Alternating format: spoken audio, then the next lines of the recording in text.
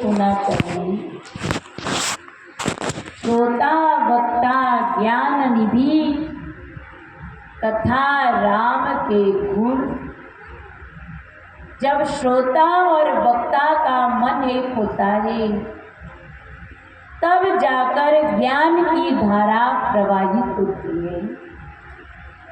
अगर मन ही एकाग्र नहीं होगा, दाएं देखेंगे बाएं देखेंगे, बात करेंगे, इधर से आवाज उधर से आवाज, यहाँ से उठ कर जाओगे तो याद करोगे क्या सुनाया, तो कुछ याद नहीं होगा। क्यों? क्योंकि मन तो इधर उधर देखने में लगा था। जागृत अवस्था में मन आंखों में रहता है, कानों में रहता है। अगर हमारा मन एकाग्र नहीं होगा तो यहाँ बैठकर भी हम खाली के खाली ही चले जाएंगे। कहा देखी अजब निराली महिमा सत्संग की। सत्संग सत्य को जान करके उसका संग करना। ये जो सुन रहे ये तो भगवान की महिमा है, उनका गुणगान है, पर सत्य क्या है जो हम सब के प्राणों में निरंतर चलता है, वो श्वास उसी में जो परमात्मा का नाम चल रहा है वो है सत्य। और उसे जान करके उसका संग करना ही सत्संग बताया। पर आज मानव सत्संग के महत्व को नहीं समझता है। अभी सुना विश्वामित्र जी ने 10,000 वर्ष तक तपस्या किया। 10,000 वर्ष कितना होता है? और वो सारी जिंदगी भर की तपस्या का फल लगा दिया पर पृथ्वी नहीं हिली। और सत्संग का एक पल का फल लगाया। एक पल, एक घड़ी, आधी घड़ी, आधी पे पुण्याल। और तुलसी संगत साधु की कोटि कटे अपराध। साधु की संगत का कितना बड़ा महत्व बताया। कोटि जन्म के अपराध कट जाते हैं।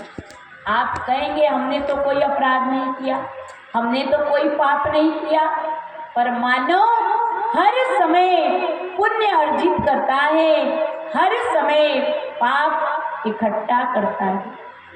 ये वाणी से आप किसी को गाली दीजिए तो पाप हो गया।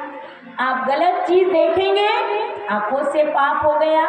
आप गाली को सुनोगे कानों से तो आप पाप कमा लिए। जहाँ गलत काम हो रहा है आप पैरों से चल कर के गए।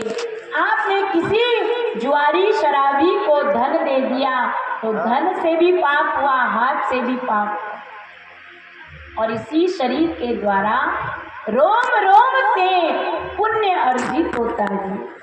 आप यहाँ चलकर आए, कैसे आए? पैरों से चल कर के आए तो पैरों से पुण्य हुआ। सत्संग में बैठकर आप संतों का दर्शन कर रहे, आंखों से पुण्य अर्जित किया। सत्संग सुन रहे हो कान से, कहाँ हाथ से ताली बजा रहे हो, साधु संतों को दक्षिणा दोगे, शरीर के रोम रोम से पुण्य अर्जित कर रहे हो। इस समय क्या आपके मन में कोई गलत भावना आ रही, किसी के प्रति दुर्भावना आ रही, आपके मन में कोई गलत विचार आ रहा है? कुछ नहीं, एकदम सरल हृदय से हम बैठे हुए। यही तो सत्संग का महत्व बताया।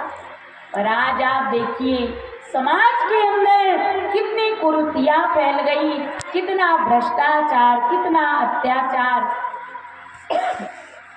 कितना पाप संसार में बढ़ गया है। और इन सब चीजों से अगर मानव बचना चाहता है तो संतों का संग करना होगा।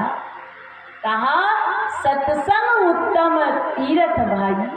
आज लोग तीर्थों में स्नान करने जा रहे हैं, त्रिवेणी में गोता लगाने जा रहे, संगम नहाने जा रहे। प्रयागराज में 1 महीना से ज़्यादा 1.5 महीना हो गया कुंभ लगा हुआ, और उस महाकुंभ में लाखों की तादाद में लोग स्नान करने जा रहे हैं। और वहाँ मिल क्या रहा है? डुबकी लगाए और निकल गए। मन का मैल तो नहीं धुला, केवल शरीर का मैल धो लिया, वो भी साबुन नहीं लगाने दे रहे, खाली डुबकी लगाओ और बाहर। तो डुबकी लगाने से क्या होता? तीरथ गई मैं नानका, मन चंचल चित चोर, गई थी मैल उतार लिए 10 मन लाई। और जाते तो है मैल उतार और लाद कर ले आते हैं वहाँ, तो क्या लाभ मिला? और सत्संग उत्तम तीरथ भाई, तो करते हैं जो नेक कमाई, कि सत्संग में आकर नेक कमाई किया जाता है, जो कमाई हमारे परलोक में साथ जाएगी। एक बार एक ब्राह्मण देवता तीर्थाटन के लिए जा रहे हैं।